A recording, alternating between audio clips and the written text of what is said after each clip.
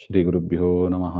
नारायणाय परिपूर्णगुणार्णवाय विश्वोदयस्थितिलयो नियतिप्रदाय ज्ञानप्रदाय विबुधासुरसौख्यदुःख सत्कारणाय वितताय नमो नमस्ते।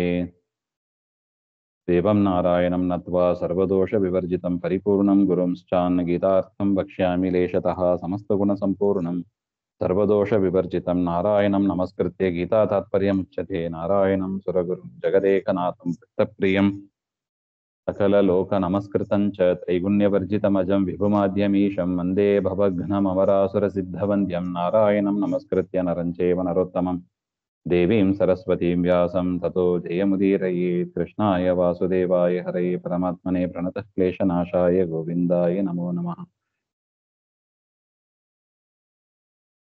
ಶ್ರೀಮದ್ಭಗವದ್ಗೀತೆಯ 7ನೇ ಅಧ್ಯಾಯದಲ್ಲಿ 10ನೇ ಶ್ಲೋಕ.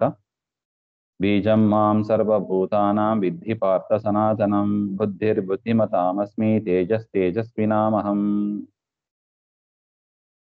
ಸರ್ವಭೂತಾನಾಂ ವ್ಯಂಜಕತ್ವಾದ್ ಬೀಜಂ ಇವ ಬೀಜಂ ಮಾಂ ವಿದ್ಧಿ ನ ಪರಿಣಾಮಿ ಕಾರಣಂ. ಹಾಗೆ ಎಷ್ಟು ಚಂದ ಇದೆ ನೋಡಿ. ಕೆಲವರು ಏನ್ ಮಾಡ್ಬಿಡ್ತಾರೆ, ಪರಮಾತ್ಮನೇ ಜಗತ್ತಾಗಿ ಪರಿಣಾಮವನ್ನ ಹೊಂದಿದ ಅಂತ ಹೇಳ್ತಾರೆ. ಉದಾಹರಣೆಗೆ ಹಾಲು ಪರಿಣಾಮ ಹೊಂದಿ ಏನಾಯ್ತು? ಮೊಸರಾಯ್ತು. ಸೊ ಮೊಸರಿಗೆ ಕಾರಣ ಹಾಲು. ಮೊಸರು ಏನಾಯ್ತು? ಹಾಲು ಏನಾಯ್ತು?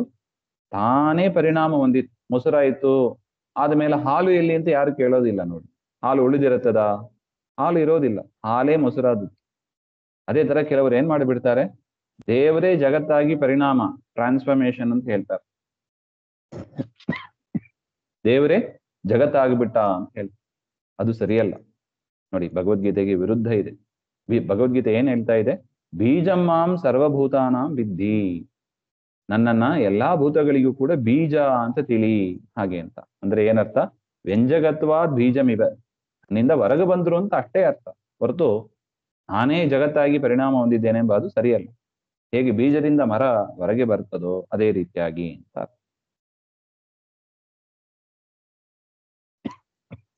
ಅದೇ ತರ ಬುದ್ಧಿಮತಾಂ ಬುದ್ಧಿ ಅಹಮಸ್ಮಿ, ಯಾರು ಜ್ಞಾನಿಗಳಿದ್ದಾರೆ ಆ ಜ್ಞಾನಿಗಳಲ್ಲಿ ಇರುವ ಬುದ್ಧಿ ನನ್ನದು ಎಂದು ತಿಳಿ.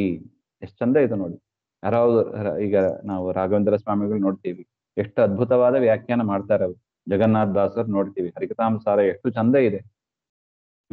ಅವರಲ್ಲಿ ಅಷ್ಟು ಬುದ್ಧಿ, ಆ ಬುದ್ಧಿ ರೂಪದಲ್ಲಿ ಯಾರಿರೋದು? ಪರಮಾತ್ಮನೇ ಇರೋದು ಅಂತ ತಿಳಿ ಅಂತ ಕೃಷ್ಣ ಇಲ್ಲಿಗೆ ಹೇಳ್ತಾ ಇದ್ದಾನೆ. ಬೀಜಂ ಮಾಂ ಸರ್ವಭೂತಾನಾಂ ವಿದ್ಧಿ ಪಾರ್ಥ ಸನಾತನಂ ಬುದ್ಧಿಮತಾಮಸ್ಮಿ ತೇಜಸ್ವಿನಾಮ. ಅದೇ ತರ ಬೆಳಕನ್ನು ಕೊಡುವ ಪದಾರ್ಥಗಳು ಅಂತ ಏನಿದೆ, ತೇಜಸ್ಸಾದ ಪದಾರ್ಥಗಳು, ಅದಲ್ಲಿ ಇರತಕ್ಕ ತೇಜಸ್ಸು ಅದು ಕೂಡ ನನ್ನದು ಎಂದು ತಿಳಿ. ಹಾಗೆ ಅಂತ ಪರಮಾತ್ಮ ಹೇಳ್ತಾ ಇದ್ದ. ಬಲಂ ಬಲವತಾಂ ಅಸ್ಮಿ ಕಾಮರಾಗ ವಿವರ್ಜಿತಂ ಧರ್ಮ ವಿರುದ್ಧೋ ಭೂತೇಶು ಕಾಮೋಸ್ಮಿ ಭರತರ್ಷಭ. ಕಾಮರಾಗ ವಿವರ್ಜಿತಂ ಧರ್ಮ ಅವಿರುದ್ಧ ಇತ್ಯಾದಿ ವಿಶೇಷಣಂ ಉಪಾಸನಾರ್ಥಂ ಪ್ರಾಯೋ ಹಿ ಕಾಮಿತಾ ಅರ್ಥಾಃ ಧರ್ಮಾನ್ ಅನ್ಯುಃ ಹರಿಃ ಪುನಃ ನ ಧರ್ಮ ಹಾನಿಕೃತ್ ಕಿಂತು ಕಾಮಿತೋ ಧರ್ಮ ವೃದ್ಧಿಕೃತ್. ದಿ ಧರ್ಮ ಅವಿರುದ್ಧ ಕಾಮ ಅಂದ್ರೆ ಕಾಮರಾಗ ವಿವರ್ಜಿತವಾದ ಬಲಂ ಬಲವತಾಮಸ್ಮಿ, ಅದು ಸ್ಪಷ್ಟ ಇದೆ ನೋಡಿ. ಯಾರಲ್ಲಿ ಬಲ ಇದೆ ಆ ಬಲ ಯಾರದು ಅಂತ ತಿಳಿಬೇಕು, ಪರಮಾತ್ಮನದ್ದು ಅಂತ ತಿಳಿಬೇಕು. ನಾವು ಮಹಾಭಾರತ ಯುದ್ಧದಲ್ಲಿ ನೋಡ್ತೀವಿ, ಭೀಮಸೇನ ದೇವರ ಬಲ ಅಪಾರ ಅಂತ ನಮಗೆ ಗೊತ್ತು. ಆ ಭೀಮಸೇನ ದೇವರಿಗೆ ಬಲ ಬರೋದಕ್ಕೆ ಏನ್ ಕಾರಣ? ಸ್ವಾಭಾವಿಕವಾದ ಬಲ. ಆದ್ರೆ ಬಲ ರೂಪದಲ್ಲಿ ಯಾರಿದ್ದಾನೆ? ಪರಮಾತ್ಮನೇ ಅಲ್ಲಿ ಇರೋದು. ಯಾಕೆ ಭೀಮಸೇನ ದೇವರು ಆ ಪರಮಾತ್ಮನನ್ನ ನೀನು ಬಲಿಷ್ಠ ಬಲವಾನ್ ಅಂತ ಉಪಾಸನೆ ಮಾಡಿದರು. ನೀವು ಯಾವ ಗುಣದಿಂದ ದೇವರನ್ನು ಉಪಾಸನೆ ಮಾಡಿದಿರೋ ಆ ಗುಣ ದೇವರು ನಮಗೆ ಕೊಡ್ತಾನೆ.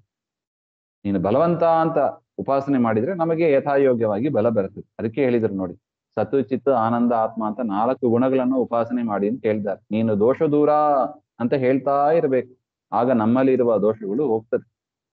ಸೀಕ್ರೆಟ್ ಇದೆ. ದೇವರನ್ನ ಹೇಗೆ ಉಪಾಸನೆ ಮಾಡ್ತೀವೋ ಆ ಗುಣ ನಮ್ಮಲ್ಲಿ ಬರುತ್ತದೆ. ದೇವರನ್ನ ಜ್ಞಾನಮಯ ಆನಂದಮಯ ನೀನು ಅಂತ ಉಪಾಸನೆ ಮಾಡಿ, ನಮ್ಮಲ್ಲೂ ಜ್ಞಾನ ಬರುತ್ತದೆ, ಆನಂದ ಬರುತ್ತದೆ. ಯಥಾಯೋಗ್ಯ ದೇವರಲ್ಲಿ ಇರುವಷ್ಟು, ದೊಡ್ಡವರಲ್ಲಿ ಇದ್ದಷ್ಟು ಬರಲ್ಲ. ನಮ್ಮ ಯೋಗ್ಯತೆ ಎಷ್ಟೋ ಅಷ್ಟು. ಅದರಿಂದ ಬಲಂ ಬಲವತಾಂ ಅಸ್ಮಿ. ಯಾರಲ್ಲಿ ಬಲ ಇದೆ ಆ ಬಲರೂಪದಲ್ಲಿ ಪರಮಾತ್ಮನೇ ಇದ್ದಾನೆ. ಕಾಮರಾಗ ವಿವರ್ಜಿತಂ ಧರ್ಮ ಅವಿರುದ್ಧ ಭೂತೇಶು. ಕಾಮ ಇಚ್ಛೆ ಪಡೋದು ಅದು ಹೇಗಿರಬಾರ್ದು?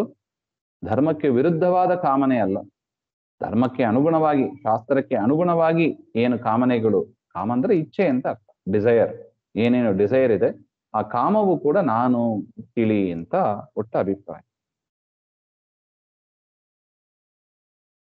ಯೇ ಚೈವ ಸಾತ್ವಿಕಾ ಭಾವಾಃ ರಾಜಸಾಃ ತಾಮಸಾಶ್ಚಯೇ ಮತ್ತ ಏವೇತಿ ತಾನ್ ವಿದ್ಧಿ ನತ್ವಹಂ ತೇಷು ತೇ ಮಯಿ.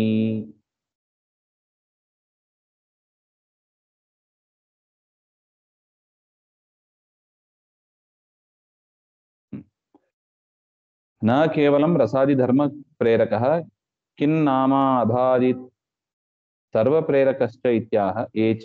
ಇನ್ನು ಯಾವ್ಯಾವ ಭಾವ ಪದಾರ್ಥಗಳಿದೆ ಕೆಲವು ಹೆಸರನ್ನು ಮಾತ್ರ ಈ ಅಧ್ಯಾಯದಲ್ಲಿ ಹೇಳಿದ್ದಾರೆ. ಧರ್ಮ, ಕಾಮ, ಬಲ, ತೇಜಸ್ಸು ಹಾಗೆ ಅಂತ ಕೆಲವು ಹೆಸರುಗಳನ್ನು ಹೇಳಿದ್ದಾರೆ. ಅಷ್ಟೇ ನಂದು ಅಂತ ತಿಳಿಯಬೇಡ ಅರ್ಜುನ.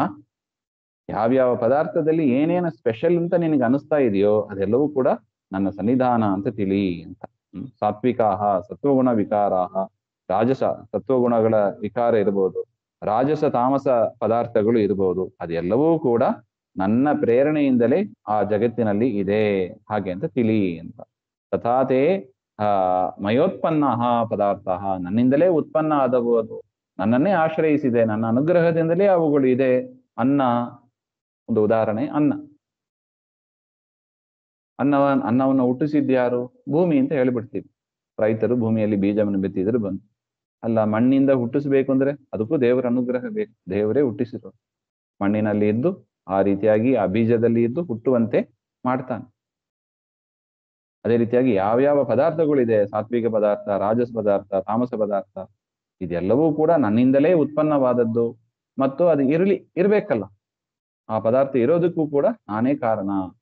ಅಕ್ಕಿ ಇದೆಯಲ್ಲೋ, ಇದ್ದಕ್ಕಿದ್ದಾಗಿ ಆ ಅಂಗಡಿಲಿ ದುಡ್ಡು ಕೊಟ್ಟು ತೆಗೆಯುವಾಗ ಅಕ್ಕಿ ಇರ್ತದೆ, ಮನೆಗೆ ಬರುವಾಗ ಎಲ್ಲೋ ಮಾಯ ಆಯ್ತು ಅಂದ್ರೆ ಇಲ್ಲ, ಇರ್ಬೇಕು. ಅದರಿಂದ ಅಕ್ಕಿ ನಮ್ಮ ಮನೇಲಿ ಇದೆ, ಆ ಇರುವಿಕೆ, ಅಸ್ತಿತ್ವ ಅಂತ ಕರೀತಾರೆ, ಅದೂ ಕೂಡ ದೇವರೇ ಕಾರಣ ಅಂತ ಹೇಳಿ. ಈ ರೀತಿಯಾಗಿ ಪ್ರತಿಯೊಂದು ಪದಾರ್ಥ, ಜೀವ ಆಗಲಿ ಜಡ ಆಗಲಿ, ಅದು ಹುಟ್ಟೋದು ದೇವರಿಂದ, ಅದು ಇರೋದು ದೇವರಿಂದ, ಅದು ನಾಶ ಆಗೋದು ಕೂಡ ದೇವರಿಂದಲೇ ಅಂತ. ಮಯಿ ಮದಾಧಾರತೆಯ ಉಪಜೀವನೇನ ಇತಿಯಾವತ್, ನನ್ನನ್ನ ಆಶ್ರಯಿಸಿಕೊಂಡು ಅವುಗಳಿದೆ ಎಂದು ತಿಳಿ ಅಂತ ಒಟ್ಟು. ಯಥೇದಂ ಜಗತ್ ತ್ವದಧೀನಂ ತದಾ ತ್ವಮಪಿ ಕಿಮೇತತ್ ಅಧೀನಂ ಇತ್ಯತಃ ನ ಇತ್ಯ. ಸ್ವಾಮಿ ಆಯ್ತು, ಅರ್ಜುನ ಕೇಳ್ತಾನೆ, ಅರ್ಥ ಆಯ್ತು, ಜಗತ್ತಿನಲ್ಲಿ ಏನೇನಿದೆ ಅದೆಲ್ಲವೂ ಕೂಡ ನಿನ್ನಿಂದಲೇ ಹುಟ್ಟಿ ಬಂದವು, ನಿನ್ನನ್ನೇ ಆಶ್ರಯಿಸಿದೆ, ನಿನ್ನಿಂದಲೇ ಅವುಗಳು ಇದೆ. ನೀನು ಯಾರನ್ನಾರು ಆಶ್ರಯಿಸಿಕೊಂಡು ಬದುಕೊಂಡು ಇದ್ಯಾ? ನಿನಗೆ ಮತ್ತೊಬ್ಬ ಆಶ್ರಯ ಇದ್ದಾನಾ ಅಂತ ಅರ್ಜುನನ ಪ್ರಶ್ನೆ. ಅದಕ್ಕೆ ಪರಮಾತ್ಮ ಹೇಳ್ತಾ ಇದ್ದಾನೆ, ಮತ್ತ ಏವೇತಿ ತಾನ್ ವಿದ್ಧಿ ನತ್ವಹಂ ತೇಷು ತೇಮಿ. ನಾನು ಯಾವುದನ್ನು ಆಶ್ರಯಿಸಿ ಇಲ್ಲ, ನಾನು ಸ್ವತಂತ್ರ, ಎಲ್ಲವನ್ನು ನನ್ನನ್ನು ಆಶ್ರಯಿಸಿದೆ.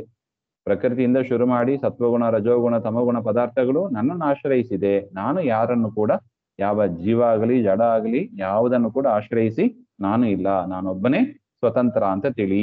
ಹಾಗೆ ನೋಡಿ, ಆಚಾರ್ಯರು ಎರಡು ಅಂತ ಬೆಟ್ಟು ತೋರಿಸಿದ್ದಾರೆ. ಶ್ರೀಮನ್ ಮಧ್ವಾಚಾರ್ಯರು ಫೋಟೋಗಳು ನೋಡ್ರು ಗೊತ್ತಾಗ್ತದೆ. ಅದು ಎರಡು ಅಂದ್ರೆ ಇದೇ ವಿಚಾರ, ಪರಮಾತ್ಮ ಒಬ್ಬನೇ ಸ್ವತಂತ್ರ, ಉಳಿದ ಎಲ್ಲವೂ ಕೂಡ ಅಸ್ವತಂತ್ರ. ಅಲ್ಲರಿ ಎಲ್ಲಿದೆ ನೀವು ಹೇಳೋದು? ಭಗವದ್ಗೀತೆ ಈ ಶ್ಲೋಕವೇ ಅದಕ್ಕೆ ಪ್ರಮಾಣ. ಮತ್ತ ಏವೇತಿ ತಾನ್ ವಿದ್ಧಿ ನತ್ವಹಂ ತೇಷು ತೇ ಮಯಿ. ನಾನೊಬ್ಬನೇ ಸ್ವತಂತ್ರ, ಕೃಷ್ಣನೇ ಹೇಳ್ಕೊಂಡಿದ್ದಾನೆ, ಬೇರೆ ಯಾರು ಹೇಳಿಲ್ಲ ನೋಡಿ. ನಾನೊಬ್ಬನೇ ಸ್ವತಂತ್ರ, ಬೇರೆಯವರು ಯಾರು ಅಲ್ಲ ಅಂತ ಒಟ್ಟು. ಮುಂದಿನ ವಿಚಾರ ಮತ್ತೆ ನೋಡೋಣ. ಶ್ರೀಮಧ್ವಾಂತರ್ಗತ. ಶ್ರೀಕೃಷ್ಣ ನಮಸ್ತೆ. ಶ್ರೀ ಹರೇ ನಮಃ.